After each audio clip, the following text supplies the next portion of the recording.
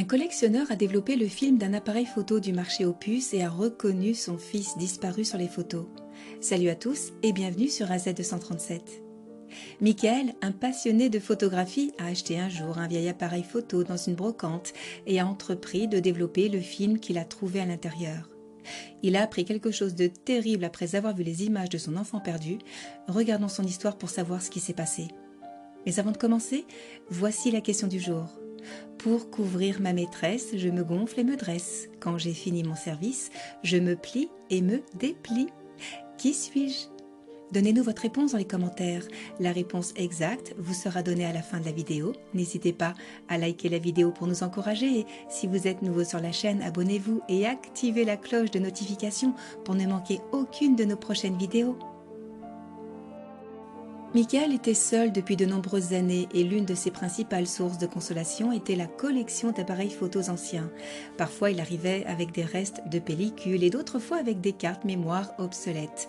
Ces dernières ne pouvaient pas toujours être récupérées pour voir les images, mais Michael essayait quand même. Regarder la vie heureuse des autres l'aidait à se sentir beaucoup mieux par rapport à la sienne qui avait tourné au drame 2 décennies plus tôt lorsque son fils Léon, âgé de 4 ans, s'est volatilisé pour de bon. Il a disparu sans laisser de traces.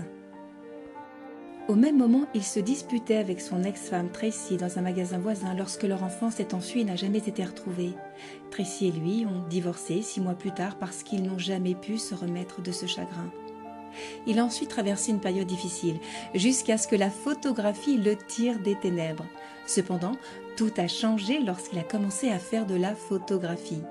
Un jour, il a acheté un vieil appareil photo d'occasion à un monsieur de son âge dans un marché aux puces et a découvert qu'il contenait des pellicules non développées. Il se rendit dans la pièce pourpre qu'il construisait dans sa résidence pour travailler sur les photographies. Il n'a pas prêté beaucoup d'attention à celle-ci pendant qu'il travaillait car il était plus intéressé par le produit fini. Il a eu du mal à le croire quand elles ont été enfin prêtes. Elles ont généralement un contenu inattendu et parfois le contenu des images est touchant, triste ou émotionnel. C'est inconcevable, s'est-il dit, la voix choquée et éberluée. Il a attrapé une pile de photos, les a feuilletées et s'est précipité dans sa chambre à la recherche de ses vieux albums photos. Ils étaient cachés dans son placard car ce n'était pas facile pour lui de les regarder, mais il en avait besoin maintenant. Il a ouvert un album d'une page avec certains des clichés les plus récents de son fils et a placé les photos nouvellement développées à côté d'eux. « J'ai raison, mais comment est-ce possible ?» s'est-il interrogé, levant les yeux au ciel comme s'il demandait conseil à Dieu. Mais en regardant vers le bas, il a réalisé la vérité. Les photos fraîches montraient son enfant perdu qu'il n'avait pas vu depuis des années. Il a vu son enfant grandir devant ses yeux en regardant les images qu'il avait développées dans son studio. Il y avait des images de lui sur la plage, une autre image le montrait dans ce qui semblait être son premier jour d'école. Il n'arrivait pas à croire ce qu'il avait devant lui. Où pouvait-il être et pourquoi était-il partout sur ces clichés ? Les autres images montraient Léon grandissant et jouant au football, fêtant ses anniversaires dont le dernier était celui de son baccalauréat. Étonnamment, le jeune homme sur les images avait été diplômé de l'ancien lycée de Michael à Pasadena en Californie, mais il n'avait aucune idée de ce qui se passait. « Est-ce juste une coïncidence ?» se demanda-t-il avec curiosité. Peut-être que ce jeune homme était le double de Léon, mais si le jeune homme était Léon, il semblait avoir une vie merveilleuse. Il a eu une vie formidable et a dû avoir des gens autour de lui qu'il aimait.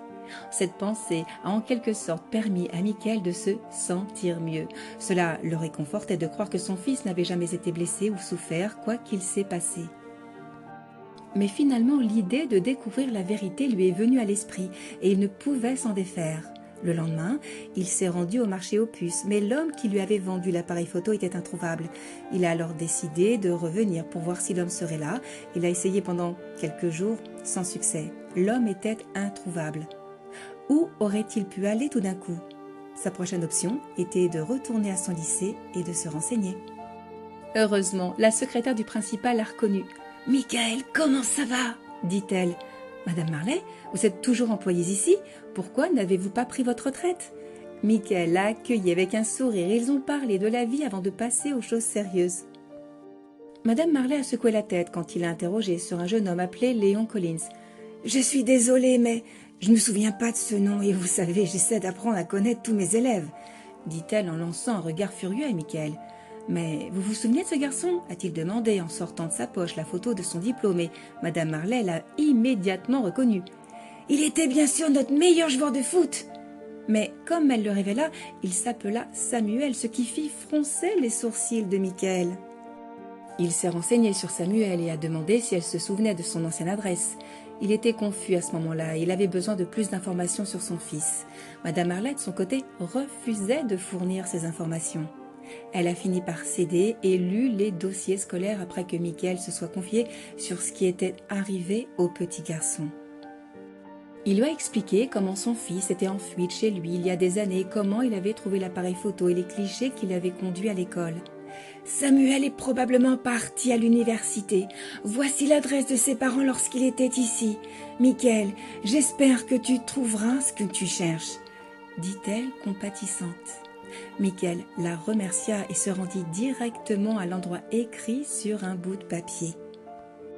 Beaucoup de pensées se bousculaient dans son esprit pendant qu'il roulait vers le dit endroit.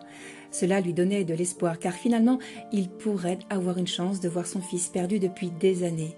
Il finit par y aller, se dirigea lentement vers la porte. Alors que l'anxiété l'envahissait, il sonna à la porte d'une main tremblante.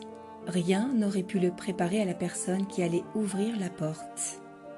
« Tracy » dit-il, la mâchoire ouverte et les yeux écarquillés. « Que fais-tu ici, Michael » demanda-t-elle en ouvrant la porte tout en croisant les bras. Michael n'a pas pu répondre pendant quelques instants. Il était paralysé, il n'avait aucune idée de ce qu'il devait penser ou ressentir. Finalement, il a pris la parole. « Où est mon fils ?» cria-t-il, sa surprise se transformant en rage au fur et à mesure qu'il s'embrouillait face à la situation. Tracy décroisa les bras, poussa un profond soupir et sortit de chez elle en fermant la porte derrière elle. « Michael, Léon n'a jamais été ton fils », dit-elle avec désinvolture. Je sortais avec quelqu'un d'autre pendant que j'étais avec toi et quand je l'ai informé que j'étais enceinte, il s'est enfui, donc je n'ai pas eu le choix. Parce que je ne voulais pas élever Léon seul, je t'ai dit qu'il était ton fils. C'est quelque chose que j'ai fait par nécessité. C'était nécessaire à l'époque. « Tu me trompes ?» dit Michael. « Je ne sais pas comment tu l'as découvert et pourquoi tu es ici, mais tu ne devrais pas être ici, » dit Tracy. « J'ai un test ADN pour le confirmer. » Son père est revenu et voulait faire partie de sa vie. J'ai eu de nouveau des sentiments pour lui et nous ne savions pas quoi faire, alors nous avons élaboré une stratégie. On t'a menti et puis on a continué. C'est alors qu'elle a balbutié, exaspérée, des larmes coulant sur ses joues.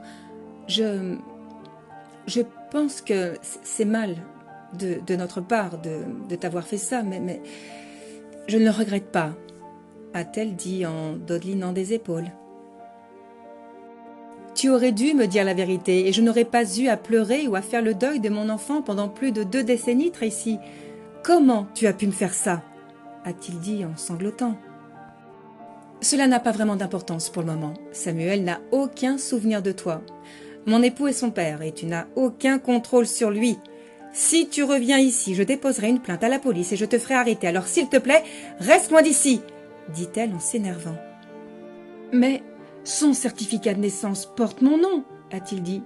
Cela a été changé il y a des années. Il n'y a rien que tu puisses faire maintenant. Alors maintenant, tu t'en vas et tu n'entres plus jamais en contact avec mon Sam, ordonna Tracy, le visage méprisant. Elle retourna à l'intérieur en fermant la porte. Michael cria en montant dans la voiture et s'arracha les cheveux et sanglota. Il lui fallut environ 1 heure pour se calmer.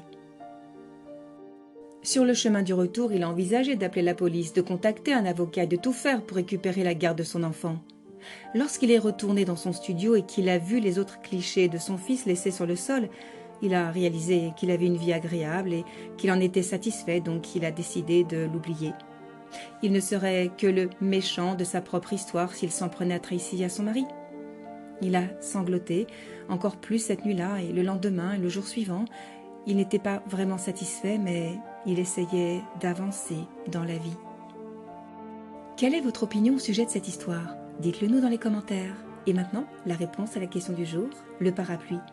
Bravo à tous ceux qui ont trouvé la bonne réponse. Nous voici arrivés au terme de cette vidéo. Merci de l'avoir regardée jusqu'à la fin. Surtout, n'oubliez pas de la liker et la partager autour de vous.